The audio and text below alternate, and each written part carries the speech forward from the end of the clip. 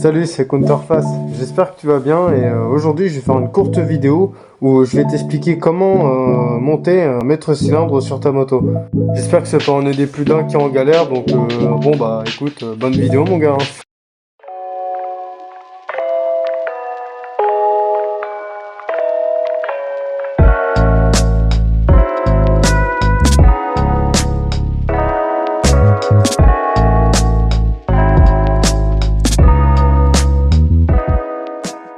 Bon bah nous voilà prêts à bricoler, puis je vais te faire une petite liste de ce qu'il nous faut pour monter ce fameux maître cylindre.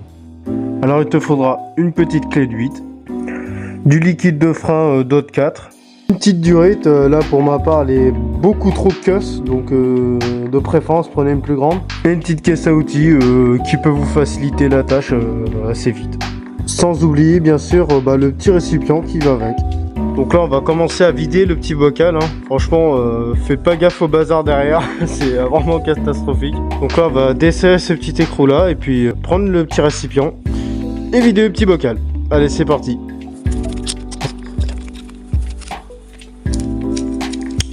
Voilà, tac.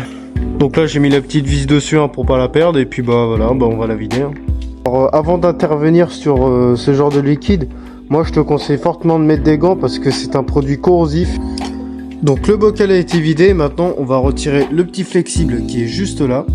Alors tu feras attention quand tu vas le démonter parce que il y a un risque qu'ici ça coule. Donc moi je te conseille de mettre le petit bocal juste en dessous quand tu vas dévisser. Une fois que c'est fait, il n'y a plus qu'à enlever ton maître cylindre. Donc tu vas dévisser les deux petites vis qui sont là. Une fois que tu as enlevé ton maître cylindre, il n'y a plus qu'à mettre le nouveau. Et bien une fois que c'est mis, il n'y a plus qu'à remettre le flexible.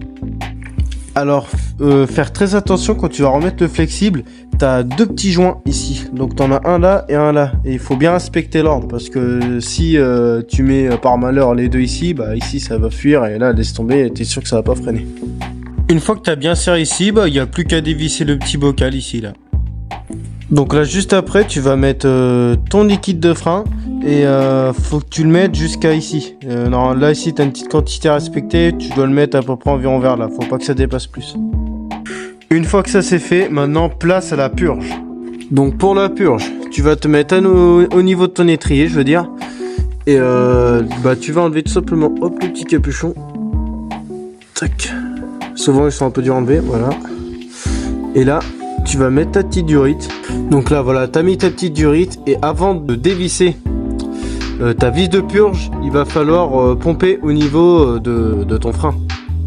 Donc tu vas faire comme ça, tac. Au départ si c'est mou c'est normal, pas de panique. C'est que là c'est en train de remplir le flexible, tac. Donc tu fais ça jusqu'à temps que tu sens que ça devienne un peu près dur. Alors petite remarque, si tu vois des petites bulles ici là qui remontent, c'est pas de panique, c'est que justement l'air est en train de s'échapper. Donc là c'est bien en train de remplir ton flexible. Donc là une fois que c'est dur, tu vas rester comme ça appuyé et tu vas dévisser ta vis de purge. Alors attention, parce que quand tu vas le dévisser, ici ça va être tout mou d'un coup, donc ça va venir comme ça d'un coup et reste appuyé. Parce que ça c'est normal, justement c'est que c'est en train de s'échapper au niveau de ta vis de purge. Donc sur ça pareil, il n'y a pas de panique à avoir, c'est normal. Tac, voilà. Nous voilà prêts à dévisser. Donc bien sûr, ne pas oublier, on reste appuyé sur le frein. Tac. Là on va peut-être rapprocher un petit peu de bocal.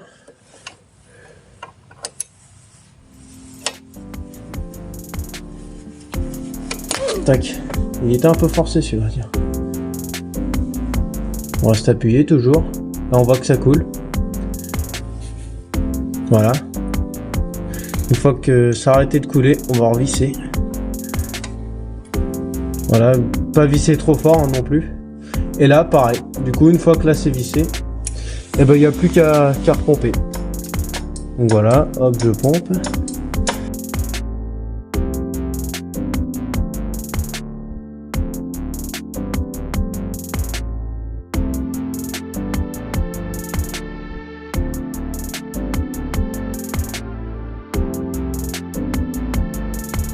Faut penser à vérifier de temps en temps le bocal, de voir si voilà il commence à se vider. Donc là, quand tu vois qu'il commence à se vider, bah t'as juste à le remplir encore un petit peu. Si tu vois qu'il y a des coulures, hein, c'est pas grave, hein, c'est parce que c'est quand t'appuies, ça fait des rejets comme ça. Donc c'est pour ça. Donc pour la purge, vous faites ça à peu près 5 à 10 fois. Mais franchement, je vous conseille de faire ça 10 fois, au moins vous êtes sûr.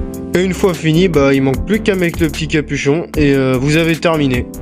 Un autre petit conseil aussi, pense à regarder là s'il n'y a pas d'éventuelle fuite. Voilà, la vidéo est terminée. J'espère sincèrement que elle a pu t'aider cette vidéo. Et on se retrouve pour une prochaine vidéo. Allez, salut!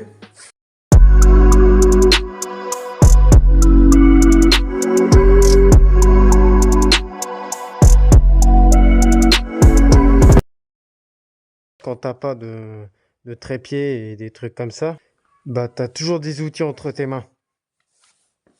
Ça c'est ce qui tient mon téléphone.